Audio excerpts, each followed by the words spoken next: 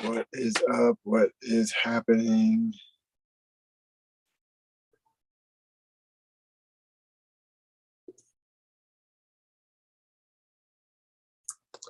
Welcome, welcome.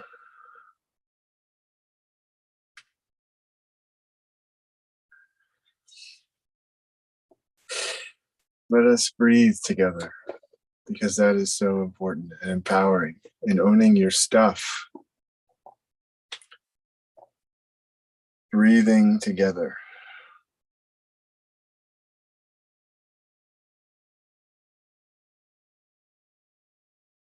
Simply breathing.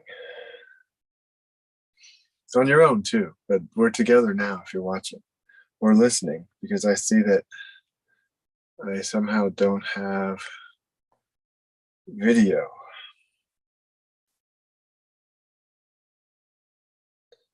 Simply breathing. And I don't know what that's about. It's on your own too. Or maybe I do. Now if you're watching. Maybe I do. I hear myself there. So yes, in any case, breath work, breathing. Did I say breath work? Well, now I did. Which is really just, different kinds of activities involving breathing intentionally. Breathing is this wonderful thing. We can do it intentionally. We can do it unintentionally. Most things we don't typically do that way. I mean, most bodily functions is what I mean by things. Like beating your heart, go heartbeat, heartbeat, heartbeat. So breathing, it's that, but you don't have to go breathe, breathe, breathe, and you still breathe, but then you can intentionally go, I'm going to breathe. So breathing in a way is a bridge, metaphorically, between the consciousness and the unconsciousness of ourselves. So, yeah, so wonderful to connect with your breath. You don't have to change anything every time you connect with your breath. Just check in with your breathing. Usually when I do that, I take a more robust, vital breath, I notice. After a breath or two, sometimes you might just check in, where is it? Check in with your breathing sometime when you're really upset. See if you can get conscious of it. It's harder to do. And you might find that you're not breathing very fully. No judgment about it. I don't want to say you're not breathing good or something, but you might not be breathing very fully if you are enraged at the moment or anxious or very upset in some way. I'm not talking about a little anxious, even if you're a little anxious though, actually, that's a good time to practice the awareness, right? Like if you get a little upset at somebody in your car, but you're not totally going off on them, you're like, oh, that person cut me off. Check your breathing. You might even notice your heart beating, even though you don't tell it to beat. But your breathing, you can then redirect, right? You can breathe a long breath out.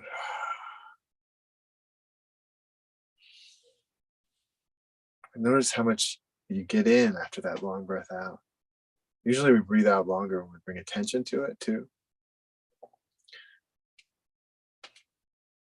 I don't know why exactly, but there's just a lot more exhalation that we can do than we're typically doing. And you get that more oxygen. You really do get more oxygen on the next inhalation. When you take a long breath out, when you exhale fully. When you exhale fully. Swimmers do it. They exhale fully when they come up, right? So that when they hit the water, they exhale fully. So that when they come up, they can really get oxygen. And back in, all out and back in. Making sure to exhale fully. So these are very basic, things.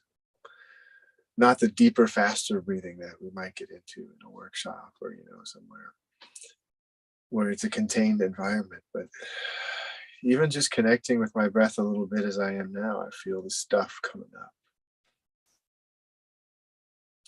Stuff. Because when you get real present, which breathing tends to do for me, up to a point, at some point you let go of the breathing.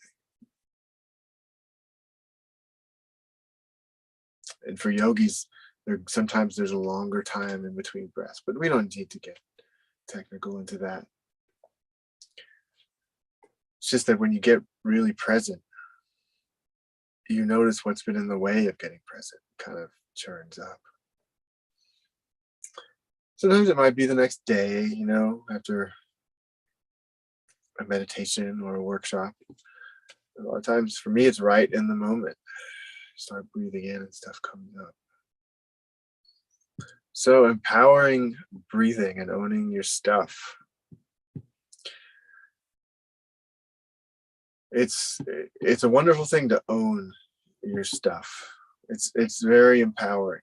And I put it that way on purpose, that it's the empowerment, right? The empowerment of owning your stuff. Because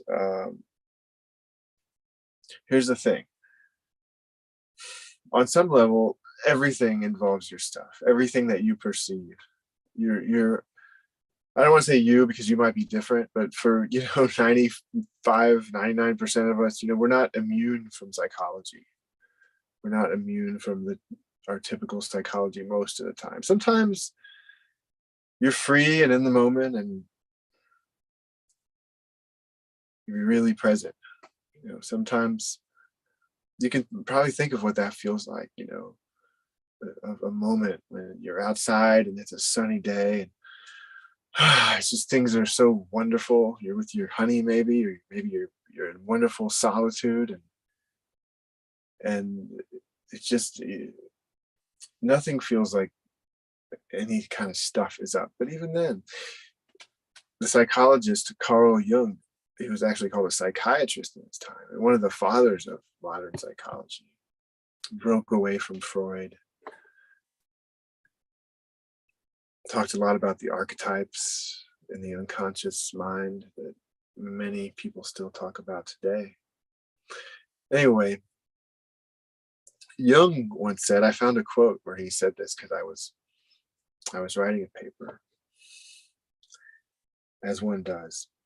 And so Jung said that if we stopped projecting,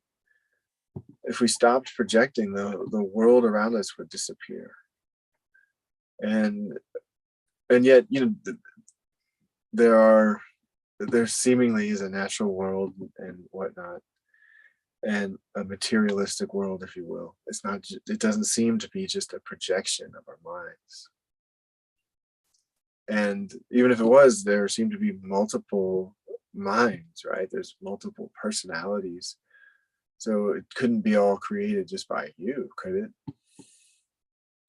And it gets interesting where Jung talks about the psychoid nature of the archetypes, the psychoid nature of projection, the psychoid nature of things. And he's talking about this idea that there's sort of a natural mystique built into things. And so, while we might be projecting the universe into existence, it's a co-creative process. And it's part of the nature of our psyche that we don't see things simply as they are. We see them as we are. We see them through our own filters, our own lenses. Even we only see visible light is only one part of the light that actually exists. We only see part of the light that actually exists in the universe. So, and we perceive these patterns, and our mind conveniently makes it into separate entities and separate things and separate individual people as a convenient way of perceiving the totality of what exists, because we don't actually perceive the totality of it. So we compartmentalize it. It's a way that we can function as an organism, and we define ourselves as a separate organism, and on and on and on. And we need that to function in the world, right? We need that egoic mind, if you will. I mean,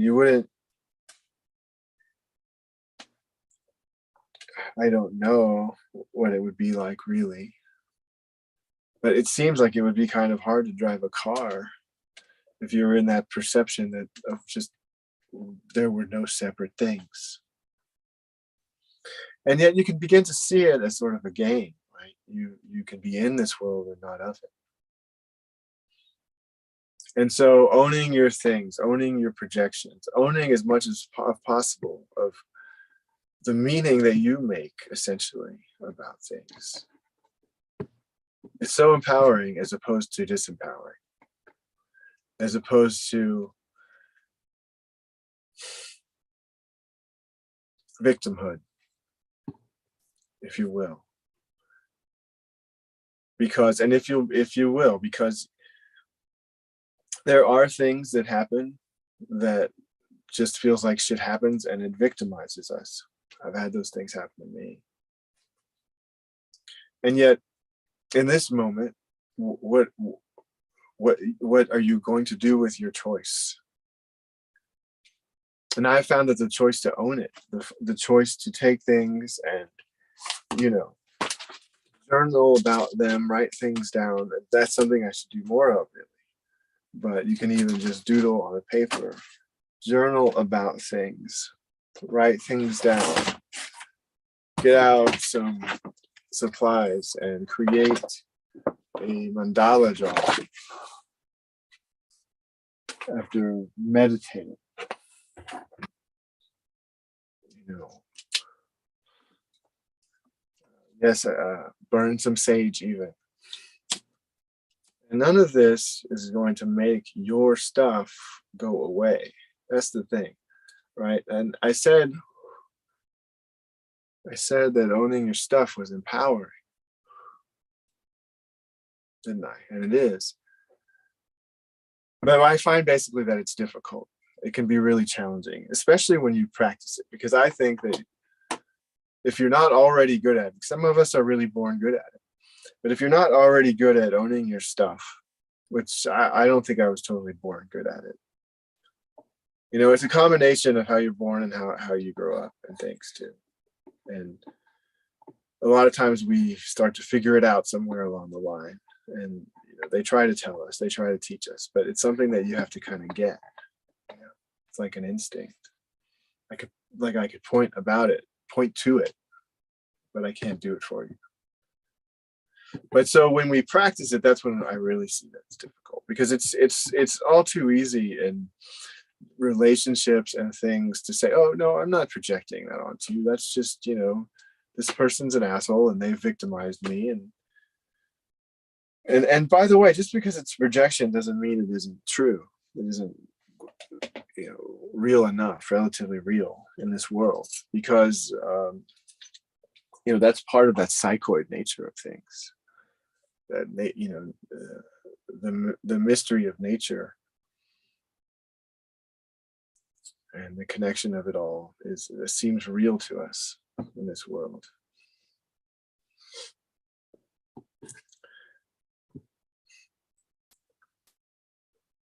Have some sage and take a breath. And so, but when you really sit down to practice and look at it, and like you're sitting, you're present just with yourself, and just bringing your attention to your breathing, just seeing what comes up, what emotions come up, and bring your attention back to your breathing, and just keep doing that. And stuff typically that's going to come up that will distract most people. It'll come up that just you will have gone away from the breathing for a long time.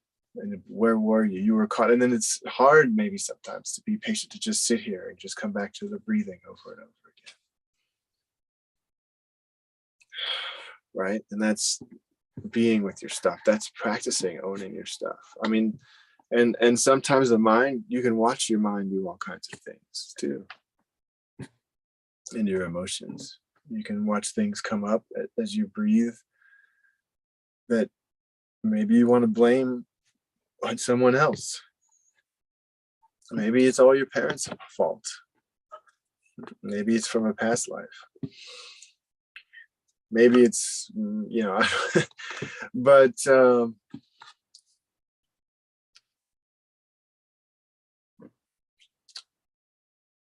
practice making the choice to own it, to take it back, even if your parents did something to you, but you're an adult and they can't do that to you anymore. So you own the choice in this moment of what to do with it. And that may take steps, that may be a process that feels not totally out of control, but it doesn't mean you don't have choices. Not totally in your control, but it doesn't mean you don't have choices, right? So, for example, you could choose to turn your attention towards it or turn it away from it. You can choose to turn your attention towards what's coming up or choose to distract yourself. And when you can choose to make the emotions bigger, or you can choose to push them down. But you've created this safe space for yourself, right? You're sitting here with me, and you're in a quiet place where nothing's going to disturb you, and you can look at things, you can journal about them, you can make mandala drawings about them. And so it's not like you can do it all at once necessarily, right? So you can make the choice to look towards something. Can you make the choice that it's just completely healed right now, that your body is not holding any traumatic memories anywhere somatically immediately? Well, I mean, theoretically, I guess you could, but for most of us, there's going to be a process, and we make the choice to go about that process or not. And really, life is a process that's kind of happening for us without us seeming to choose if it continues or not, mostly. If you're thinking about choosing to discontinue it, please call that crisis line. And but mostly we recognize that the process goes on, even if we make that choice, whatever your spiritual beliefs are, your consciousness has to deal with the choice that you made. And you have to eventually look at things and not run away from them. Whether it's, talking to Jesus at the pearly gates, or it's in another life, depending on what your belief system tells you. But what modern paradigm science and modern paradigm psychology tells me is that our consciousness is not limited to just the body, and that it's really a shadow of who we are.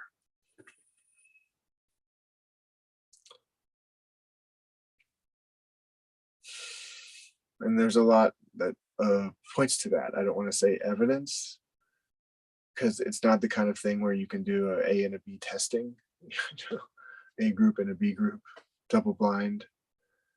Does consciousness exist after death? But certainly there's the near-death experiences, and even apart from after death, does it exist apart from the physical brain? Because a lot shows that it does. That in the new paradigm, we'll see the brain as more of a receiver.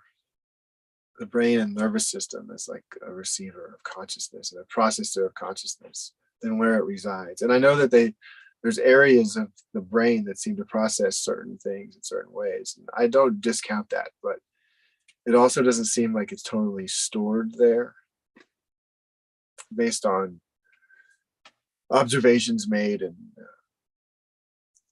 psychedelic therapy when it was legal, and in holotropic breathwork therapy. And psychedelic therapy is becoming legal again, slowly but surely. And I really don't advise using psychedelics in any format that's not safe and legal. There's just no reason to in this day and age if you're really serious about it, because you can find somewhere where it's safe and legal. And it's really, unless you really know what you're doing, you're not going to get therapeutic benefit out of it if it's not in the proper setting. So, And again, it's looking at your stuff, owning your stuff. You know, the journey is not look at the pretty lights, look around, what's going on. I mean, that can be fun, being out in the world in life. I'm talking about the journey in life and the journey in breath work and the journey in psychedelic therapy for those who go there in a safe and legal way. But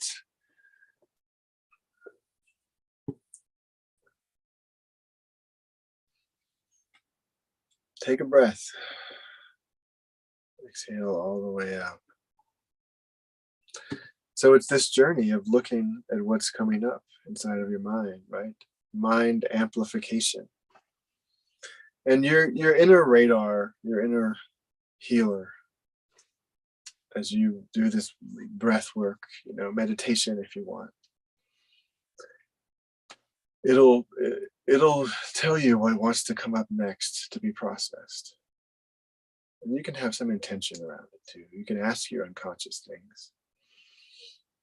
You know, it's like a two-way conversation between your conscious and unconscious mind. And I see a lot of people talking about like programming, telling it what to do, right? Your unconscious mind, your subconscious. And, you know, we could get into semantics, the unconscious, subconscious, the different levels, but I'm just talking about, you know, and preconscious. I'm talking about what's not conscious. And so there's a lot of talk about programming it. And I think there's a lot of validity in that. Validity, I don't know what that is. Validity in that, right? So, you know, things like brushing your teeth, you tend to do it because you've kind of programmed your unconscious mind, your subconscious mind to do it. And at the same time, it's a two-way dialogue, and that's what I don't hear as much about. You know, talking to your unconscious mind. You can do it in journaling and meditation, you know, therapy. But asking your unconscious, being curious what your unconscious has to say to you, looking at dreams, looking at visionary experiences. What elements is my unconscious projecting onto this? See? And so that's another element of owning your stuff too. And this is where, you know, Jung talked more about this than I had to really dig for that quote about everything. You know, the universe would disappear if we weren't projecting. But he talked more about the relationship level of it, where we don't really ever see another person. Think about that, right? Because our unconscious is always projecting something, you know, and we have our own filters. And so I think that's one reason why it can be so important to sit together and breathe. Because we don't see the totality of the self with our mind, with our unconscious filters, but we can sort of tap into it with our heart. We know it's there. That's one reason it can be so frustrating sometimes when relationships don't work, but we know there's that good part. And that's a whole other topic. I hear a lot of people talking about narcissism and narcissistic abuse, and it is a real thing that can be a problem. And it's also a problem with a lot of people pointing fingers. So this is another area where owning your stuff comes in. If you're really, really stuck in victimhood, it seems like it's easy for narcissistic people to manipulate you and abuse you if they want to. And it's easy for them to kind of keep you around as long as they want. Because when there's that cycle of when it feels good and then there's abuse and it feels good and there's abuse, don't confuse that for the innate goodness that can unfold over time in you. Don't confuse those things. Because if there's abuse, and there needs to be a boundary where you're not in that relationship. You get out enough of the relationship to where you're not the subject of that abuse any longer, or the object of that abuse. And so, and with a narcissistic abusive relationship, a lot of times that will mean going very low contact or no contact. A lot of times they will have, there will be children involved or whatnot. And I see there's a lot of information about that available. You can go over and check Lee Hammock. Mental Healness is his social media name, Mental Healness. But he's a person diagnosed with narcissistic personality disorder, and he exposes it. He's self very, a lot of times people with this are not self-aware, but he has enough self-awareness to go to a therapist and ask for help. And so it's kind of seems like it's his work in the world to explain these patterns and how they happen.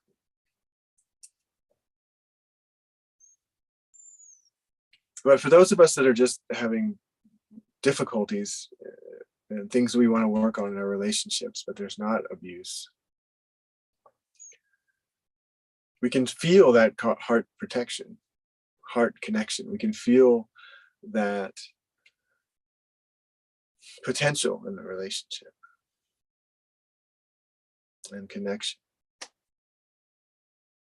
And so that's why it's good sometimes to just sit quietly together and feel that wherever the relationship is going, right? Because I think sometimes the question is, can we be present together now? Can we enjoy this moment together? So let's do that now as well. Reconnecting with your breathing, that's what I'm here doing. Taking some time to reconnect with my breathing as I talk here. And maybe you can't tell it because I'm talking, but I am consciously breathing and coming back to it when I forget. And I invite you to do that too, if that hasn't already been clear.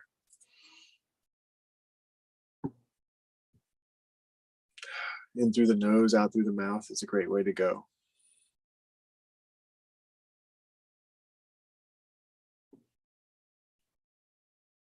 And if you can't breathe through your nose, then you can do the mouth both ways, obviously.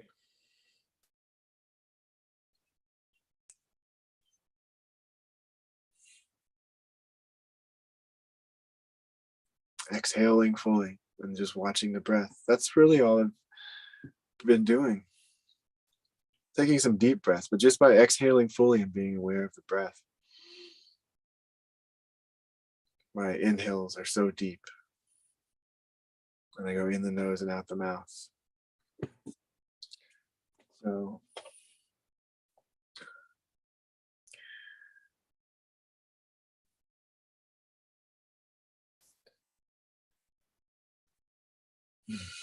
So good to have you here. I appreciate you.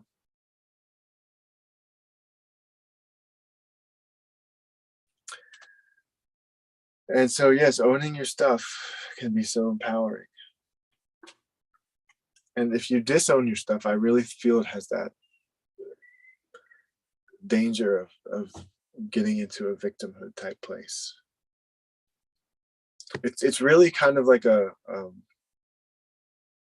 it's a bipolar kind of choice in some ways. And it's not also because we're always doing it.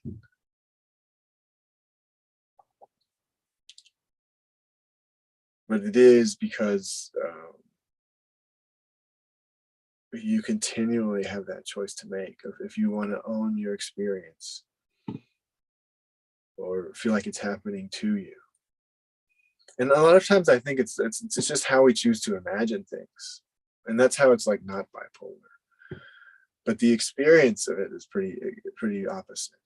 Like if you choose to imagine that everything is your responsibility, at least how you respond to it, and that it's an opportunity to grow and have a more fulfilling life. It's just complete opposite as if you choose to feel like you're a victim in things and things happen to you. And I know that there's things it's legitimate to feel that way about. And so what I'm not saying is, I'm not saying that it's not okay to feel that way. But when you choose to go through the process of looking at your stuff, doing your inner work, I mean, this is just hard for all of us. And it's especially hard if you've been like recently traumatized or things like that. So be respectful of your own pace with things.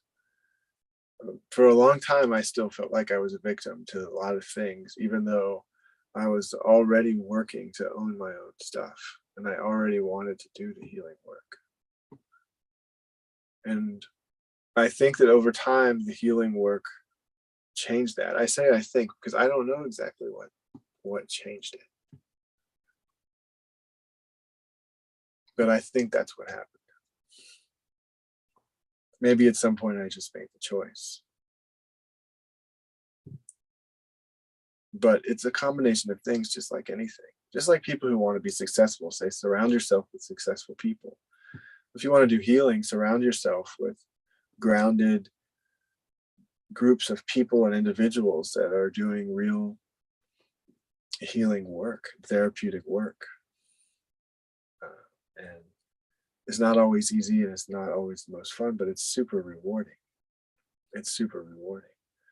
And so over time, something clicks.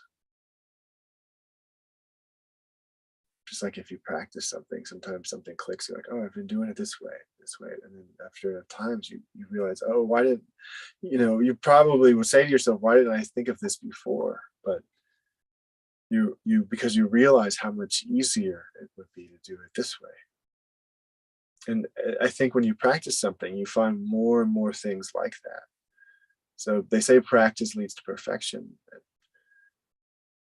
In a way, nothing's perfect. In a way, everything's perfect. Maybe practice leads to more and more perfection or more and more wholeness, completeness, because it's not say perfection. I think that perfection is something that we painfully hold ourselves to. And it can be freeing to release that. But more and more wholeness,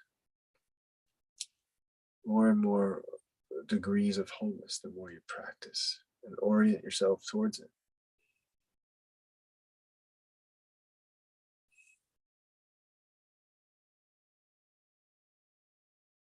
Taking another breath, exhaling fully.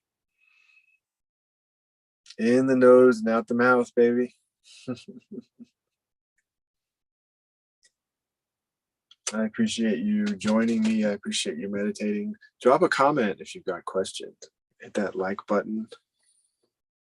Subscribe. All those good things.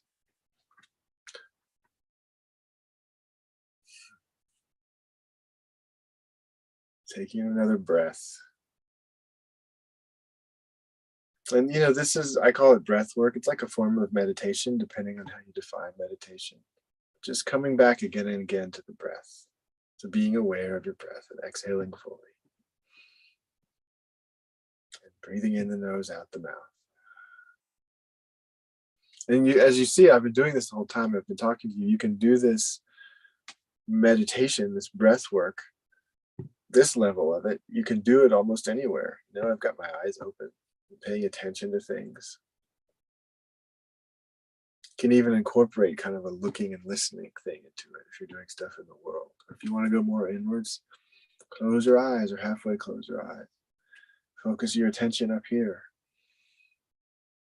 Look at your stuff. Look at what's coming up. And hey, sometimes your stuff is nice stuff. Sometimes it's blissful stuff.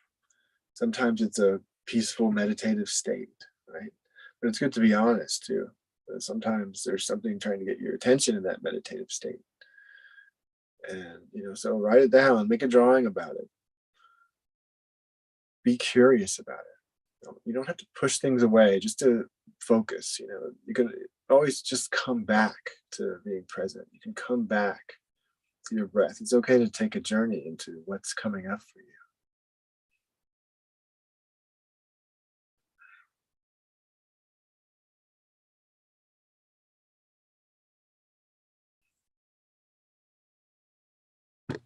So yeah, take a journey into what's coming up for you. Own your stuff, breathe. It's super empowering. And I'll see you on the next video.